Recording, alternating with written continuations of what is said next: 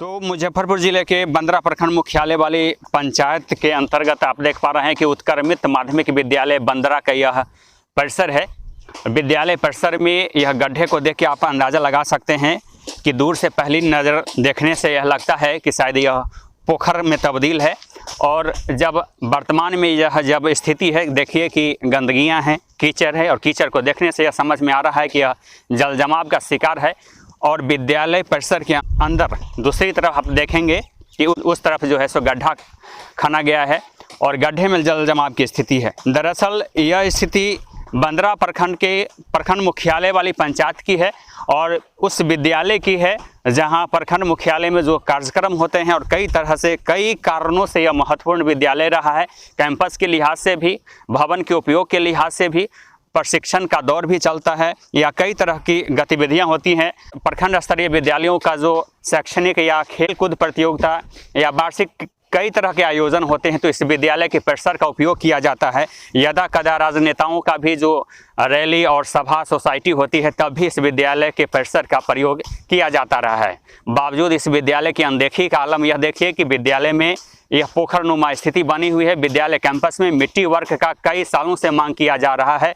मिट्टी के अभाव में खास करके बरसात के दिनों में यह जल जमाव की ऐसी स्थिति रहती है कि बच्चों को घुटना भर पानी तैरकर जो है सो अपने क्लास में जाना पड़ता है और रहने की मजबूरी ऐसी कि विद्यालय के परिसर में घुटना भर तैर करके बच्चे जो है से विद्यालय आते जाते रहते हैं। इस दौरान कई बार गिरते पड़ते विद्यालय आने जाने की वजह से छोटी बड़ी घटना होती रहती है और तमाम इस बात की जानकारी रहने के बावजूद विद्यालय के शिक्षकों का भी कई बार बताना होता है कि इस संदर्भ में जो विभागीय स्तर पर भी कई बार रिपोर्टिंग की जा चुकी है। विद्यालय के जो अध्यक्ष हैं और विद्यालय प्रबंधन समिति के जो लोग हैं, स्थानीय त्रिस्तरीय पंचायती राज के जो जनप्रतिनिधि हैं, विधानसभा और जिले के जो सांसद हैं, उन लोगों से कई बार शिक्षकों के द्वारा और ग्रामीणों के द्वारा दरख्वास्त की जाती रही है।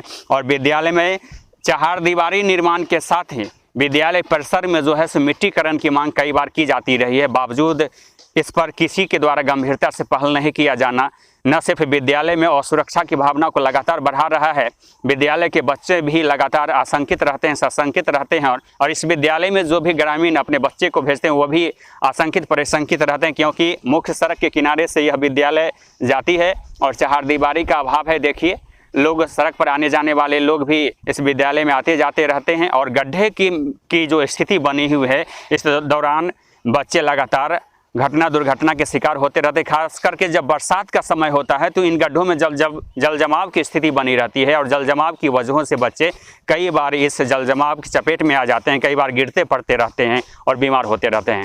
बहरहाल बंदरा प्रखंड मुख्यालय वाली पंचायत की यह स्थिति दिखा रहे थे जहाँ विकास के दावे किए जा रहे हैं।